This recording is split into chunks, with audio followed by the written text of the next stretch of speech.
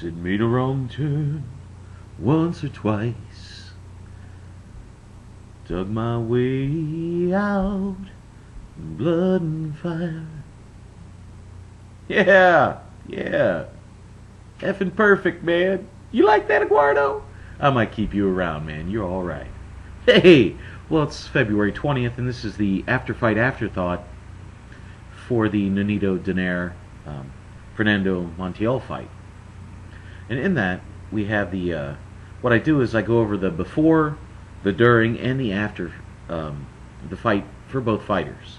And I start with the after fight, which is the winner, and then I go to the afterthought, which is the loser of the fight. So, obviously, I'm going to be starting with Nonito Donaire. Coming into this fight, you know, all the pressure is on him. I mean, the proud Filipino culture has placed a tag on him that's almost... I mean, you have Manny Pacquiao doing unbelievable things, and they're expecting the same out of Donaire. And that's really asking a lot of somebody. I mean, it's almost as bad as with the Mexicans and with Saul Alvarez. They're putting all their cards or chips into this guy, you know, hoping that he is going to carry the flag, the proud flag, and move on. Is he a hype job? I mean, did he get here? Is he the real deal? Is he going to be able to do that? Will he have continued success in these fights?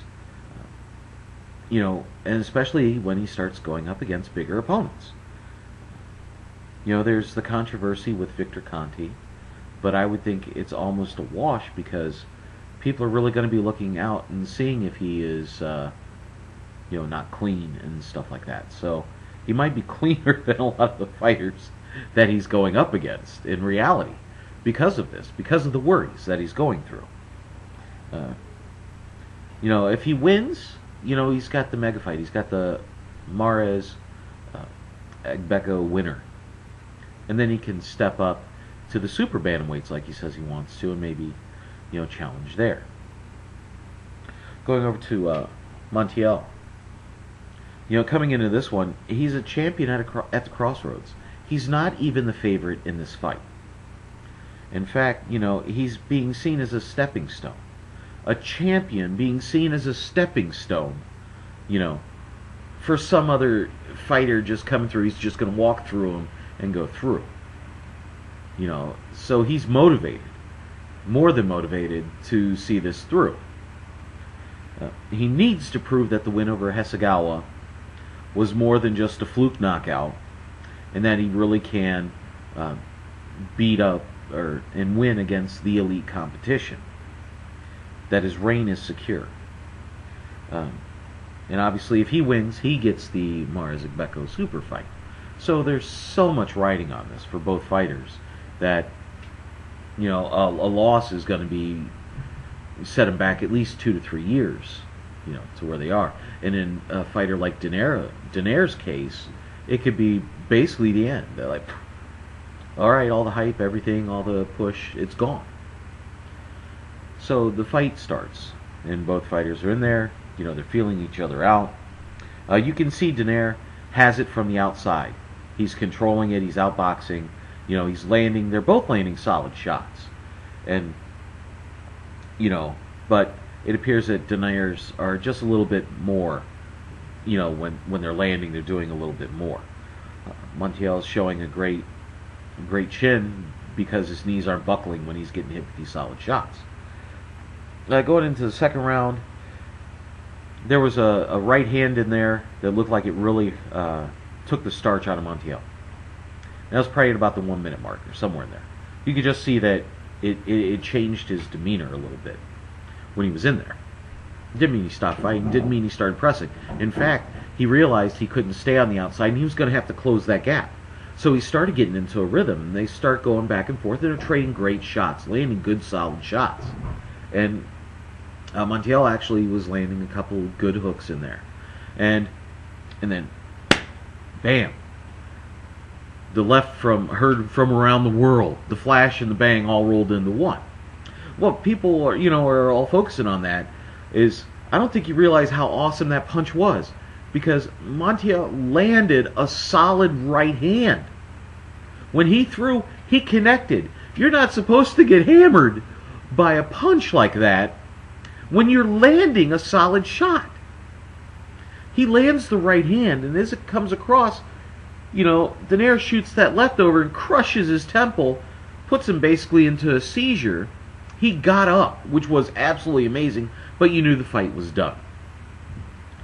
So, you can't say enough about that. The punch, you can't say enough about Donaire and being able to overcome being hit and still getting off a shot like that. I mean, all the motion would tell you that that punch isn't even really gonna land, because normally when you hit somebody, they move back, as opposed to keep going forward and slam that fist upside your head. That's what made the punch even more devastating. Is here Montiel's coming in and he's landing the punch, so he's coming forward with all his weight. Well, at the same time he's coming forward, that lefty, came forward too, and it crushed the side of his head, man. It looked like veins were busted. I don't know. It was rough, and you just have to really hope for his health. So, in going over, obviously now with Donaire, he's got two choices. He can either wait for the Mares Egbeka winner, fight them or beat them up, and then step up to the super bantamweight, where he could go against like a Wilfredo Gomez or Wilfredo Vasquez. What am I coming up with these names? I'm just pulling them out of the hat. Or Steve Molitor. These are legit champions that he can go in there and face pretty much right off the bat. And that, of course, is if, Vasquez gets by RC. But come on, man, Or if Molitor gets past Nunlavu. Come on, man, you feeling me? So, obviously the world's his oyster. He's going to be able to step up and go for the titles. He's like the number one dude now in bantamweight. So now we go over to the afterthought with Montiel. He's obviously going to regroup, but even more so, we have to hope for his health and hope everything is okay, because that was a bad knockout. Whenever you see the legs going stiff and moving and stuff like that, that's bad. That's your brain short-circuiting and going, dude. It's not a good thing. So hopefully, with his health and everything like that, he should be fine. You look at who he could fight next, and I would probably say the winner of the Darchinian Yanni Perez fight would be a good one. But even then, he might want to step back and take kind of like a tune-up fight before that. Something that's going to get his confidence back. And never watch this fight. If he wants to learn something, he's not going to learn it from this one, because he threw the punch he needed to throw and got destroyed doing it. So he's not going to learn anything from that. So he needs to regroup, redo all that stuff, maybe take a tune-up fight, get that confidence back, and then take the higher fights. Okay? Well, that's pretty much it for this. Please comment, rate, subscribe. Alright? Hey, this is Bigragu. I'm out.